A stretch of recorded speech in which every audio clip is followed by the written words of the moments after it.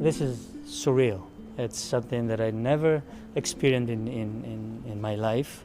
Even though I've been through several difficult moments that happened September 11th, and then the SARS, and then other very terrible things that happened, and tourism has been hit hard quite a few times, but nothing like this. I've never seen it like this.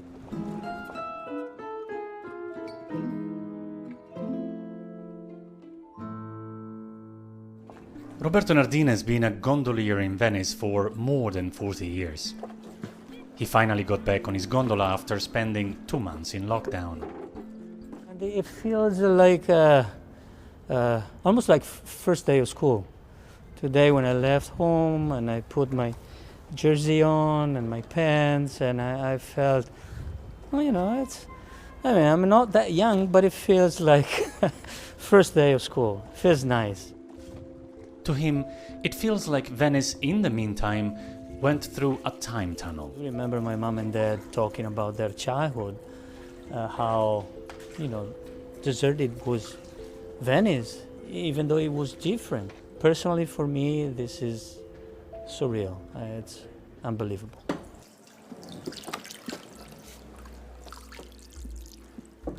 Hey!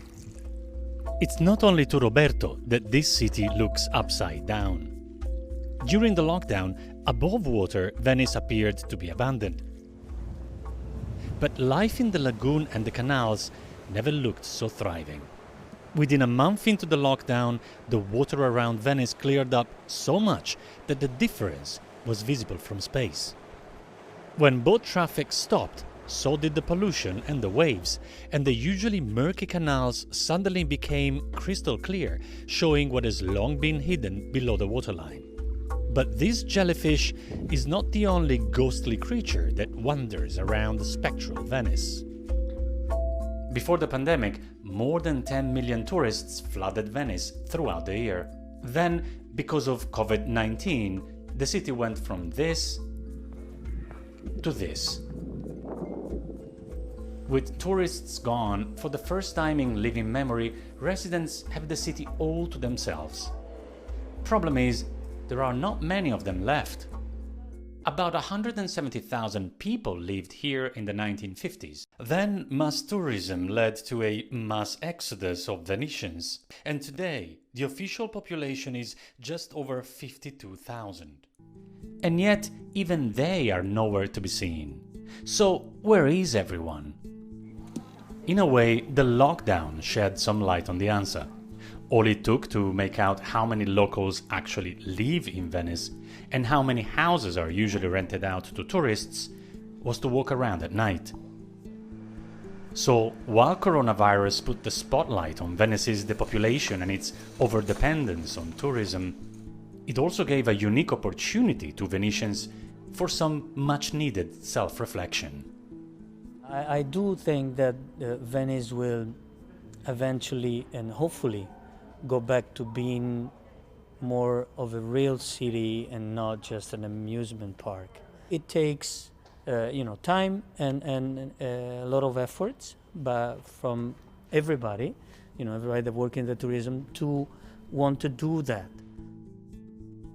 Venice without tourists and very few Venetians may be picture perfect.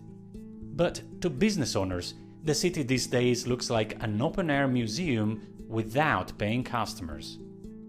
E dentro di me c'è una grande tristezza, perché avere una città così bella, stupenda, un locale costruito sull'amore delle cose italiane, sul cibo italiano, sulla bontà, sulla qualità, è apprezzato da tutto il mondo, perché abbiamo avuto una clientela internazionale stupenda, meravigliosa.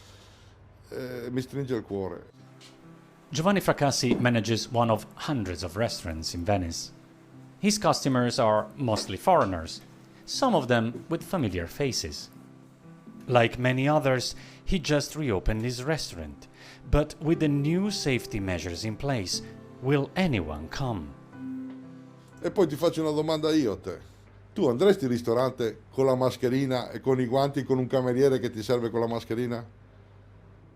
Venice is famous for its masks, just not this kind. Carnival here is the most anticipated and crowded time of the year, but in February it was cancelled on its second day because of COVID-19. This was only the second time Venice Carnival was cancelled in modern times. First, because of the Gulf War in 1991. This time, because of a war against an invisible enemy. Carnival was born in the 13th century to allow everyone to look like someone else for a few days a year.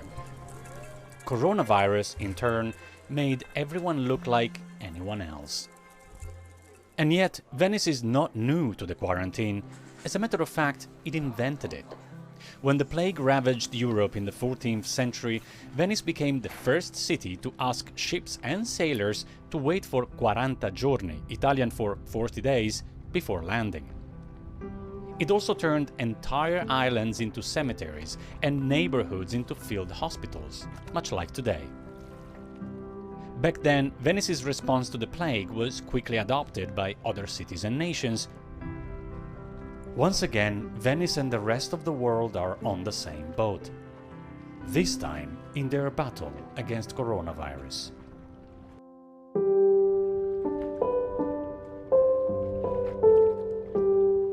In the meantime, Venetians like Roberto will try to sail through the pandemic in the hope that the unusually quiet canals these days are not just the calm before the storm.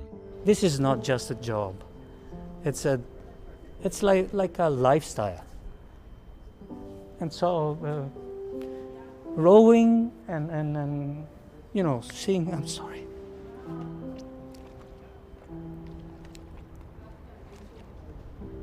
And seeing Venice like this, it hurts.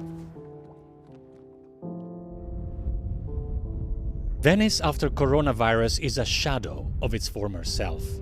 But this is a city used to challenges.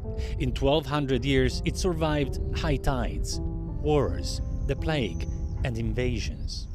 Only time will tell how this city will stay afloat after this crisis.